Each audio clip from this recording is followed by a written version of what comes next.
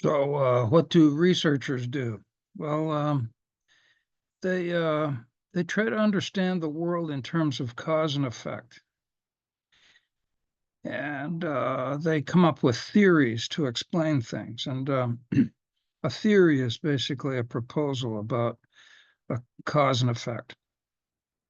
An example that I work with quite a bit with my students is Gilligan's theory of violence, in which he regards shame or being humiliated as a kind of germ that may lead to violence. And we can imagine many cases in which a violent person has had a history of being bullied or shamed or abused.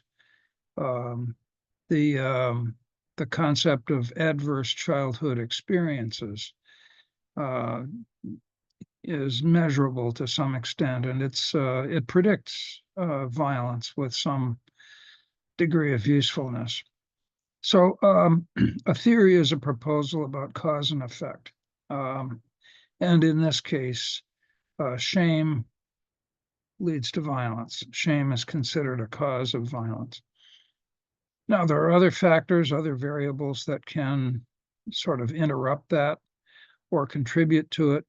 But that's the basic idea of a theory, that there's a proposed cause, which is shame, of something that we want to understand, which is violence. And I've noticed that students understand theories when they first get introduced to them in a couple of ways. Uh, in one way, a student will hear about a theory and they'll be told about the proposed cause, and their reaction will be that the proposed cause is an excuse that's being offered for the violence, and that the violence, which they regard as inexcusable, perhaps because it causes harm, uh, just they don't want to hear about proposed causes in the sense of excuses. They don't want to hear about excuses for something bad. That's kind of a moralistic way of thinking. They don't want to hear about things that might reduce the degree of culpability or responsibility of the person who committed the violence. And it's kind of understandable that people would think that way.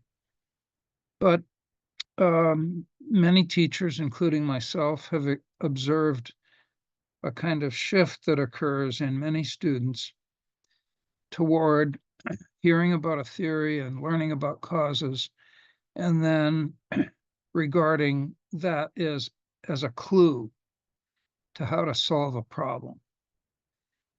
So there's a shift from a moralistic way of thinking to a more problem solving way of thinking. And the reason that makes sense is that if you understand the cause of a problem, then potentially you have a way of making the problem better or worse by manipulating the cause. And good public policy aims at using our knowledge about causes to alleviate social problems, for example.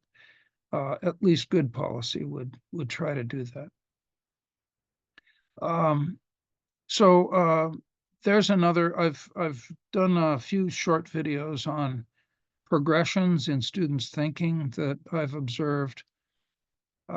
This is another one. It's a progression from this thinking of a proposed cause as an excuse to thinking of the proposed cause as an opportunity to intervene and solve a problem that way.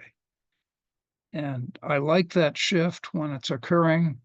I'm not saying that a moralistic way of thinking is inappropriate in all cases, but I like seeing that shift because it means that the student is taking a more practical approach to their knowledge of cause and effect.